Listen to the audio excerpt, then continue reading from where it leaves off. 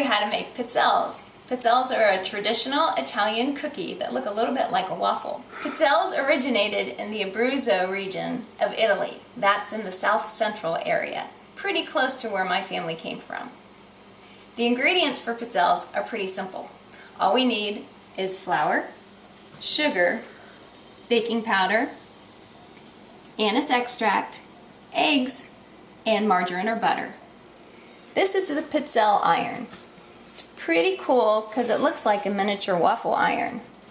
Originally, irons had a family's crest put on them in Italy. This one's just a generic one.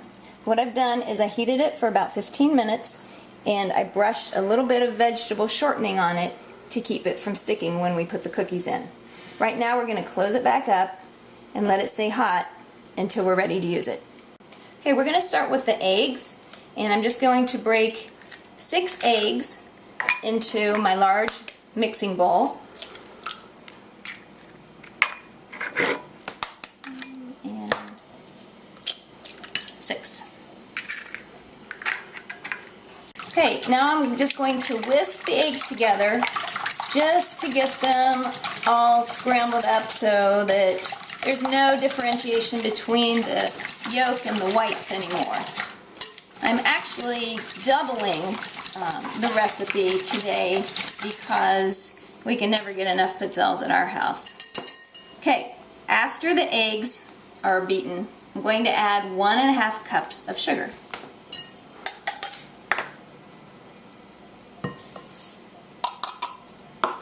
And I'm just going to carefully whisk this in to my eggs.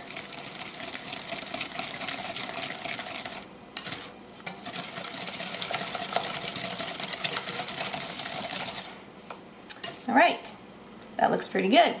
The next thing we're going to do is take the 1 cup of melted margarine that I'm using. So I've already pre-melted this. It's cooled down a little bit because I don't want to accidentally cook the eggs when I put my melted margarine in. And now we're just going to whisk that margarine into the mixture. You notice I'm putting all of my liquid ingredients together first. So the last thing that I have that's liquid that I need to add is my anise flavoring. And this calls for 2 tablespoons. And we got the 1, and my anise is all gone. There's my 2. Okay. And we're just going to whisk that in.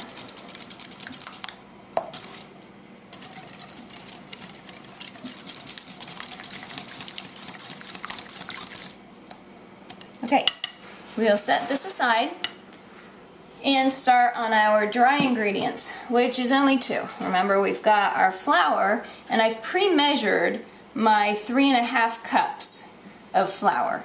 And what I'm going to do now is just measure out my baking powder and put that in and whisk it all together. So that's 1 teaspoon.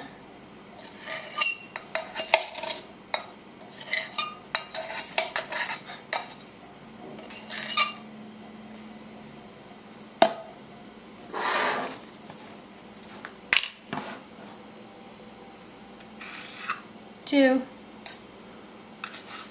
3, and 4. Okay? And we're just going to gently whisk this just to incorporate that baking powder into the flour before it goes in the liquid ingredients. And that's it. Next, we take it back to our egg mixture.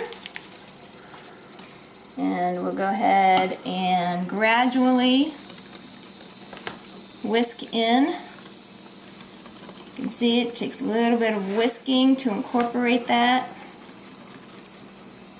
Add a little bit at a time.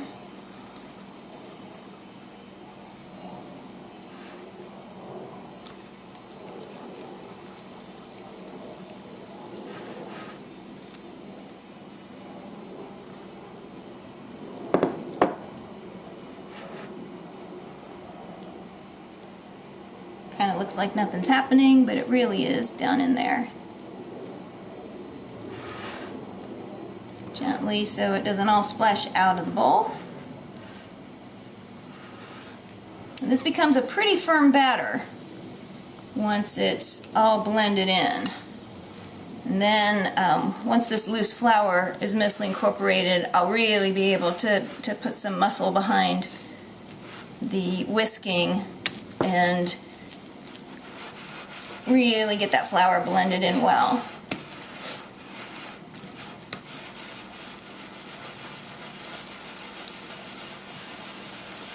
Okay, you can see it's getting a little bit smooth here.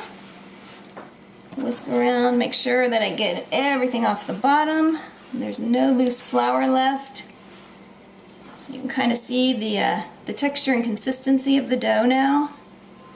Okay, you should easily be able to spoon it, blobs of it, into our pizzelle maker.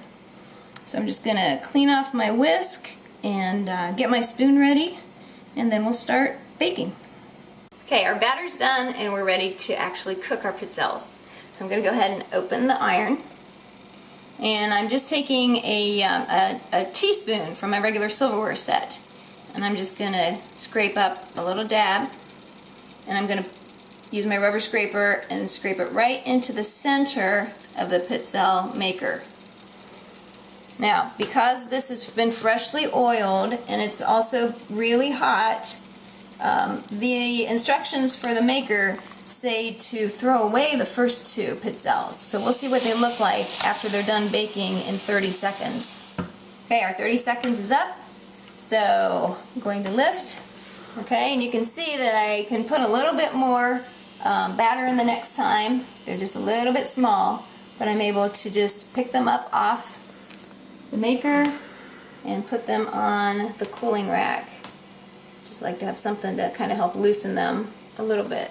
These are a little bit darker than we want, so we're going to go for a bit more filling this time.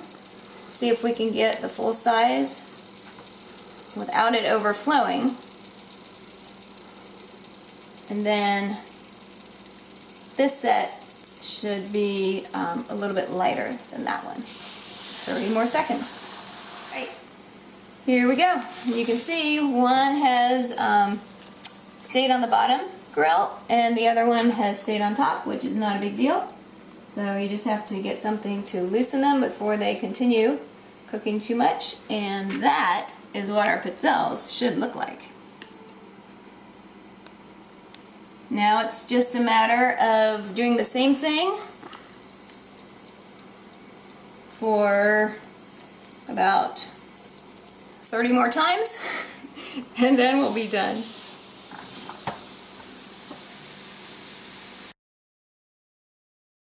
Alright, we're all done cooking now, and we've got 71 delicious looking pizzelles.